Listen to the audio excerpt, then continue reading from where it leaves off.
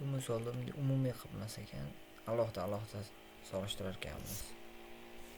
Hozir bu 3 burchakda 85, 55, 40 da eng kichkinasi B. B kichik A dan, A kichik S dan.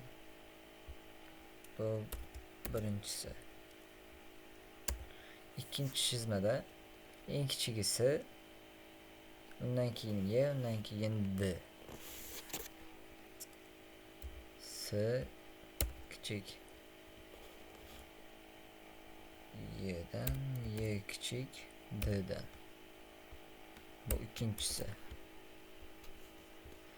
Endi keyingi misolda rasmda berilgan ma'lumotlarga ko'ra kesmalarning uzunliklarini o'sish tartibida joylashtiring degan ekan.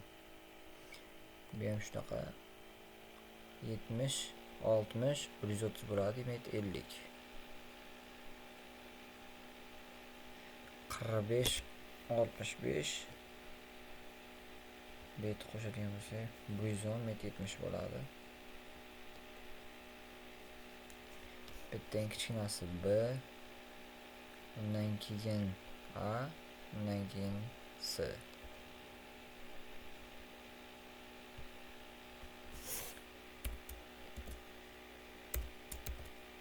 S, A. Yo'q, mana boshlab qo'ydim.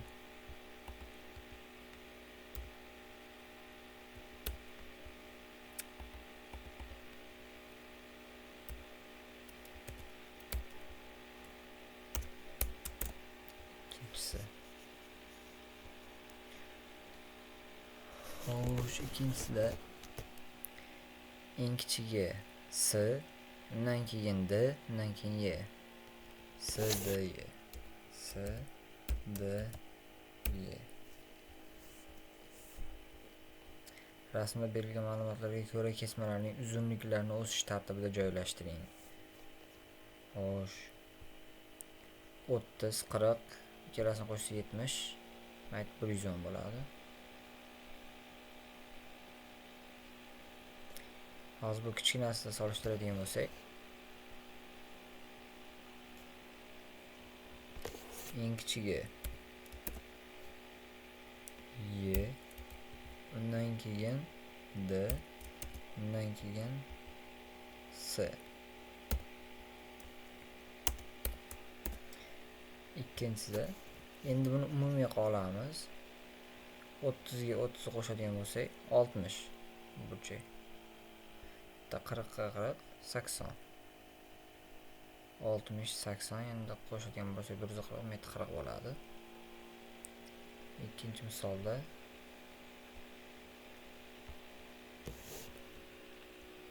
eng kichigi S, undan keyin B, undan keyin A. Keyingisida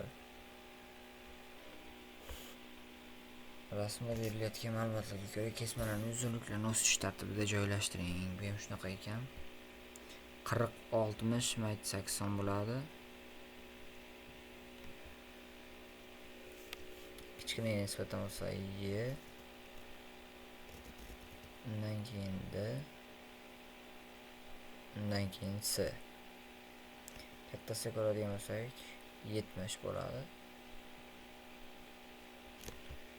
Bu 80. 70 ga 80 ni qo'shsak 150 30. S, undan keyin B, undan keyin A. 7-chi misolda menimcha mana shular ichidan eng kattasini toping, eng uzunini toping deb so'rayapti shekilli. 40, 35, bu tomon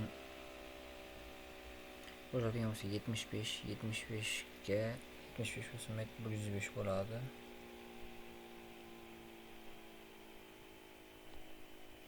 30, 50, 80 bilan 100.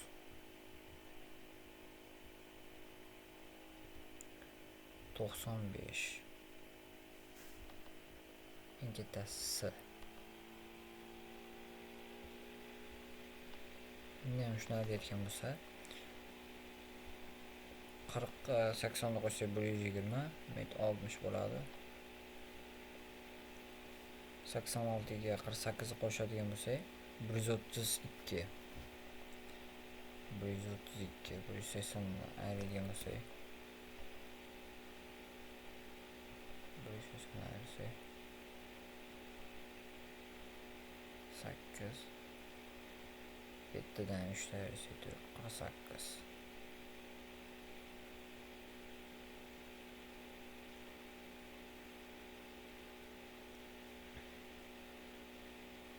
Ha yo'q. 80dan 134 ayiramiz. Bitta 6 bitta 4 46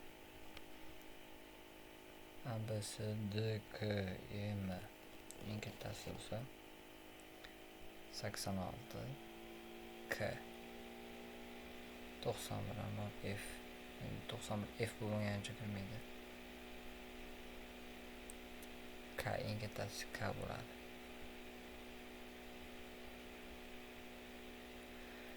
B A C 30 gradus, A burchak 30 gradus, D burchak 30, Y burchak 40. Minimumini so'rayapti endi. A B, B C, A C, E C, C D, E D. Xo'sh, 70 bo'ladi. 70 ga 30 80. Endi 80 bo'lsa A B mayt B C manit 30 bet bo'lmaydi endi. A C mashit eng kattasi shu A C bo'ladi. Ya bu yerda minimum so'ragan. Minimum so'ragan bo'lsa E C mashit bo'lishi kerak. C D 47 bu juda katta. B C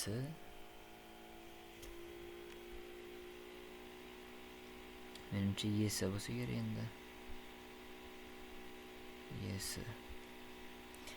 A B burchak 60 gradus, Y burchak 50, D burchak 30. Qo'shsak 80 mayt 80 60 ga 80 140 mayt 40 gradus bo'ladi. Minimum so'rayapti A B B C mayt A C mayt endi bit bo'lmaydi.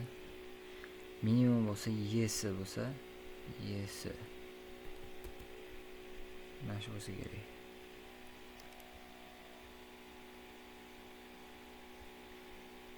Burchaklar taqqoslang. Alfa, beta, gamma. Xo'sh, burchaklar taqqoslaydigan bo'lsak, bitta eng kattasi alfa. Katta bittadan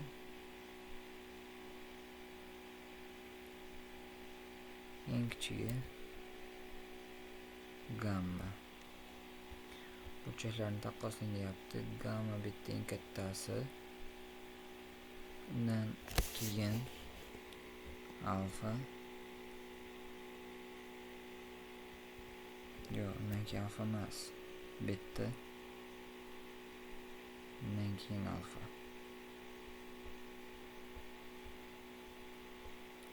X ning qabul qilish mumkin bo'lgan qiymatlarni toping. Endi bu yerda 13-misolda x da qabul qilish mumkin bo'lgan qiymatlarni toping deyapti. Bu yerda modulosida